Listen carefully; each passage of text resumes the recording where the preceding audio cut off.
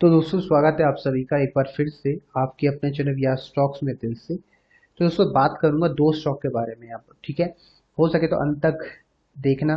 देखो भाई, थोड़ा ओपन माइंड अगर आपका है, ओपन माइंड रहना, ठीक है। क्लोज मत करके रखना, ठीक है, रिक्वेस्ट है। क्योंकि यहाँ पर बहुत सारी चीजें शायद जो आपने सुनी नहीं होगी ना, मैं वो बात करने वाला हूँ, ठीक है। मैं ऐसी बातें करने वाला हूँ जो शायद आपके ऊपर से निकले। आप बोलोगे हमें तो पढ़ाया जाता है कि पेनी स्टॉक दूरी बना के रखो, हमें पढ़ाया जाता है कि एनसीएलटी वाले स्टॉक से मत बाय करो, हमें पढ़ाया जाता है कि प्रॉफिटेबल बिजनेस को खरीदो, प्रॉफिट वाले शेयर को खरीदो, हमें पढ़ाया जाता है कि जिसका शेयरहोल्डिंग पैटर्न अच्छा हो उसको बाय करो। लेकिन आप हर चीज उल्टा क्यों बोलते हो?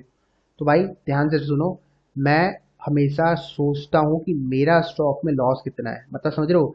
बिजनेस का पहला रूल है, ठीक है। मैं इतना नहीं समझता हूँ बिजनेस के बारे में, शायद आप ज़्यादा समझते होंगे, लेकिन जो मैंने ऑब्जर्व किया है, जो मैं ऑब्जर्व अच्छा करता हूँ, जो मुझे लगता है, ठीक है।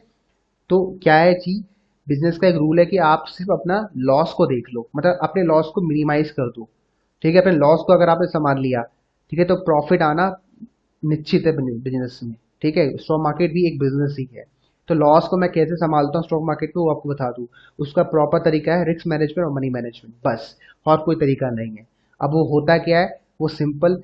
आप अपने खुद के फंडे देखो कि आप किस प्रकार के लोग हो, ठीक है। बहुत लोग ज़्यादा रिस्क लेना पसंद करते हैं, बहुत लोग नॉर्मल लेना पसंद करते हैं, बहुत लोग बिल्कुल भी नहीं लेते।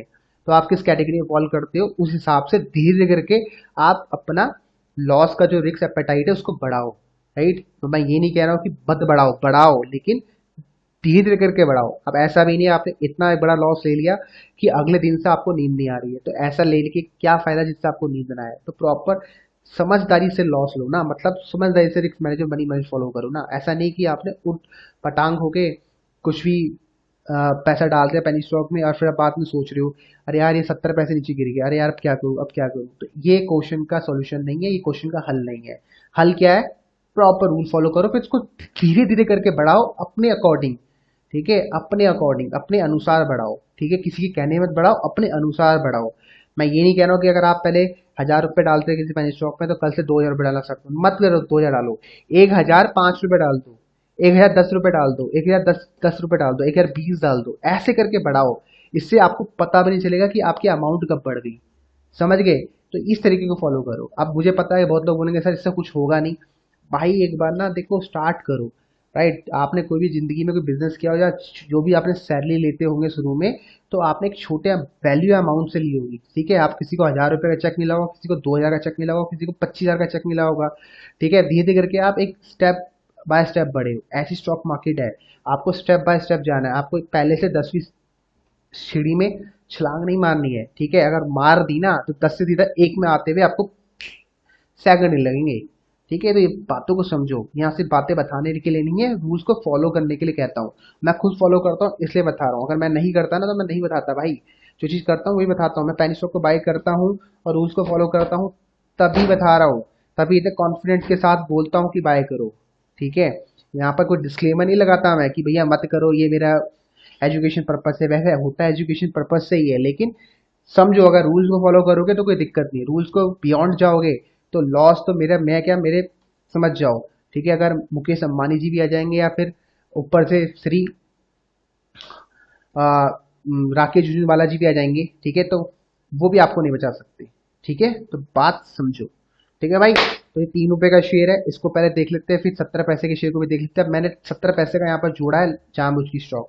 उसके पीछे का रीजन ये है कि जो स्टॉक है ना, ये स्टॉक है, एक सेकंड है, गलत नाम आ गया। ये अपना स्टॉक है 350 का, इसको नजरों में रखो, ठीक है। ये स्टॉक अच्छा है, लेकिन ध्यान से सुनना अब, ठीक है। स्टॉक में स्टॉप लॉस भी है, अगर स्टॉक में स्टॉप लॉस होता है तो अब एग्जिट करना। ये स्टॉक का CIRP प्रोसेस चल रहा है, CIRP प्रोसेस चल रहा है, मतलब पैसा जीरो भी हो सकता है। अब बोलो सर ऐसा स्टॉक क्यों दे रहे हो, मैंने बोला ना रूल को फॉलो करो, ठीक है। इस स्टॉक को आप यहाँ कहीं भी बाय कर सकते हो 350 में। एंड आपको सिर्फ 2 रुपये 60 पैसे का स्टॉप लॉस लगाना है, 2 रुपये 60 पैसे का स्टॉप लॉस लगाना है। अगर ये स्टॉक 2 रुपये 60 पैसे नीचे जाता है तो आप एग्जिट कर सकते हो, ठीक है। ये स्टॉक घटिया स्टॉक है, कुछ भी स्टॉक में अच्छा नहीं है, तभी मैं कह रहा हूँ नजरों में रखो। सिर्फ टेक्निकल बेसिस में बोल रहा हूँ। 350 स्टॉक को बाय कर सकते हो, 3 तक भी आप बाय कर सकते हो, लेकिन आपको 2 रुपये 60 पैसे या 2 रुपये 50 पैसे का स्टॉप लॉस लगाना है। 2 रुपये 50 पैसे का आपको स्टॉक में स्टॉप पक्का लगाना है। अभी स्टॉक मैंने बाई नहीं किया है, ठीक है। मैं पक्का स्टॉक को बाय करूंगा, 250 का आपको स्टॉप लॉस लगाना है। समझ गया? तो ये पहला स्टॉक है, चाहो तो आप नजरों में रख सकते हो। यही स्टॉक कल ना मल्टी बैगर स्टॉक बनते हैं, तब आप लोग बोलते हैं सर कि क्या हो गया, उस समय तो स्टॉक कुछ नहीं था, आज क्या हो गया। तो यही होता है भाई, यही होता है। आप लोग उस समय ध्यान देते नहीं हो जब देना चाहिए, बाद में ध्यान देते हो जब प्राइस 3 रुपए से 30 रुपए हो जाता है। ठीक है। अभी अगला स्टॉक है करेक्टो, इसको भी नजरों में रखो। देखो बहुत लंबे समय तक यहीं घूम रहा है, बहुत लंबे समय से यहीं घूम रहा है, बहुत लंबे समय से। ठीक है, टाइम बिता रहा है, बिताने दो, बहुत बढ़िया।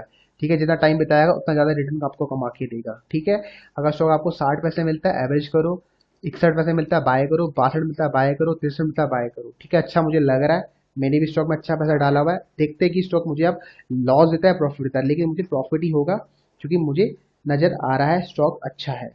तो डेफिनेटली चाहो तो स्टॉक को आप अपने ऑब्जर्वेशन में रख सकते हो, ये स्टॉक आपको काफी अच्छा पैसा बना के दे सकता है। 2 से 2.5 रुपए के टारगेट तो मुझे दिख रहे करेक्ट होगी।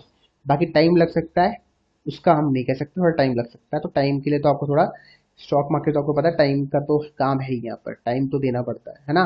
तो 2 स्टॉक डेफिनेट नजरों में रखिए। मैंने आपको बता दिया स्टॉक पे क्या करना है, किस प्रकार से इन्वेस्ट करना है, मैंने आपको बताया ना, उस हिसाब से करो। राइट। अब आप देखो कि आपको कितने रुपए का लॉस लेना पसंद है। राइट। बाकी मिलते हैं अगली क्लास में, तो अगले बाय बाय, टेक केयर।